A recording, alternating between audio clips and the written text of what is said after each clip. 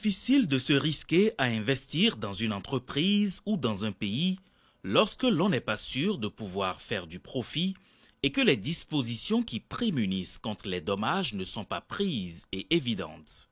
C'est pourquoi, généralement, un accord écrit ou verbal vient déterminer les conditions de partenariat entre deux ou plusieurs parties en fixant le rôle de chacun. On parle alors de contrat et celui-ci est le socle qui maintient l'équilibre entre les parties et par ricochet, celui de tout l'écosystème économique. Le président du tribunal de commerce de Cotonou nous édifie sur l'importance du sujet. Telle personne qui veut démarrer par exemple un commerce de vente de pâtes alimentaires, il faut trouver un fournisseur. Et parfois, celui qui démarre un business, il n'a pas tous les moyens à disposition pour commander, c'est payer le tout en même temps. Donc il va solliciter de son fournisseur de lui livrer en partie ou totalement à crédit. Ce dernier pourra accepter sur la base de la confiance qu'il fait à son interlocuteur. Lorsque le fournisseur accepte de livrer les marchandises, qu'il puisse les mettre à disposition de l'opérateur économique à temps pour lui permettre de démarrer le business, de ne pas mettre les marchandises sur le marché à l'époque appropriée. Donc la règle des 3C, la confiance, le crédit, la célérité.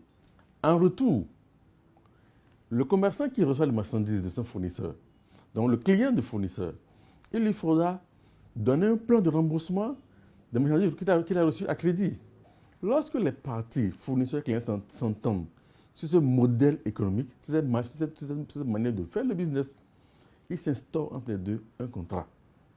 Lorsque le fournisseur met les marchandises à disposition, il a exécuté sa part d'obligation.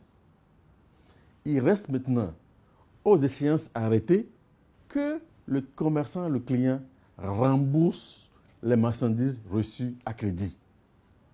Lorsqu'il le fait dans les délais, dans le temps prévu, chacune des parties aura exécuté ses engagements, aura exécuté le contrat et le commerce se porte bien. On comprend que de cette interaction se dégage un indicateur qui renseigne sur l'environnement économique, le boost ou l'inhibe. Alors, qu'arrive-t-il quand l'une ou l'autre des parties décide de se soustraire à son engagement? Lorsque le commerçant qui a reçu des marchandises à crédit n'a pas payé aux échéances arrêtées, convenues avec son fournisseur, le fournisseur couramment va lui adresser une mise en demeure. Si le commerçant client qui devient débiteur ainsi ne s'exécute pas, le fournisseur va saisir les juridictions à travers les avocats et les huissiers pour faire rendre contre lui une décision de condamnation à payer. Obtenir ce qu'on appelle un titre exécutoire pour l'obliger à faire ce qu'il n'a pas fait volontairement. Ensuite, la décision obtenue, le fournisseur, étranger ou national, va s'adresser à un huissier de justice pour mettre la décision à exécution, notamment en pratiquant des saisies sur les biens ou les avoirs du débiteur en vue de se faire payer ce qu'on ne lui a pas remis volontairement. Et le tribunal de commerce, justement, est l'institution qui va gérer les plaintes, on va dire, les plaintes, donc les cas de saisine qui vont lui arriver de la part de ceux qui souffrent l'inexécution des contrats à leur égard. Mais en même temps, ça peut être aussi le commerçant client qui a donné un dépôt, qui a payé un acompte, qui n'a pas reçu de marchandises à temps de la part du fournisseur national ou étranger. Lui aussi peut saisir le juge pour demander soit une livraison, soit la restitution du prix de la compte qu'il a versé.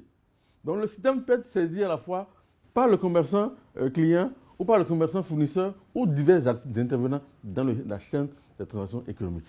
Lorsque un commerçant veut recouvrer contre l'autre partenaire un montant qui n'est pas supérieur à 5 millions, le jugement est rendu par le juge du tribunal de commerce, on dit en premier et dernier ressort, c'est-à-dire un jugement sans appel.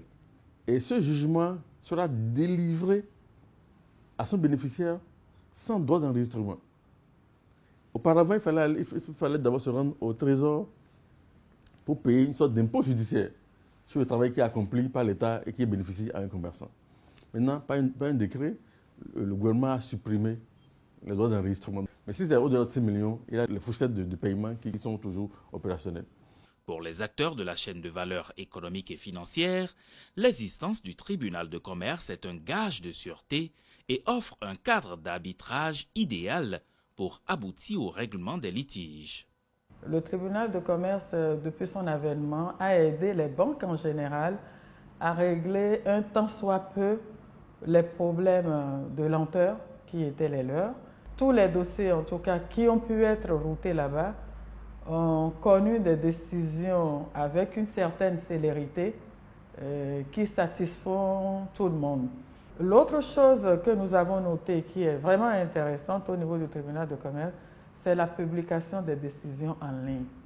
Pour les praticiens de droit, c'est une grande réforme appréciée pour ce qu'elle offre aux justiciables en termes de qualité. Ce qui a fondamentalement changé, c'est que l'investisseur au Bénin, le commerçant au Bénin, l'homme d'affaires, c'est qu'il y a une juridiction qui est en charge du règlement du contentieux qui naît à l'occasion de ces activités. Que cette juridiction-là peut rendre des décisions dans un délai qu'il connaît, donc sur la base duquel il peut préparer ses chiffres, il peut anticiper, il peut s'organiser pour mieux gérer ses affaires. La prévisibilité, qui est un critère d'une bonne justice, est au rendez-vous. Désormais, saisir le tribunal pour obtenir justice en matière commerciale est aisé et offre aux parties intéressées un cadre et un arsenal juridique adaptés.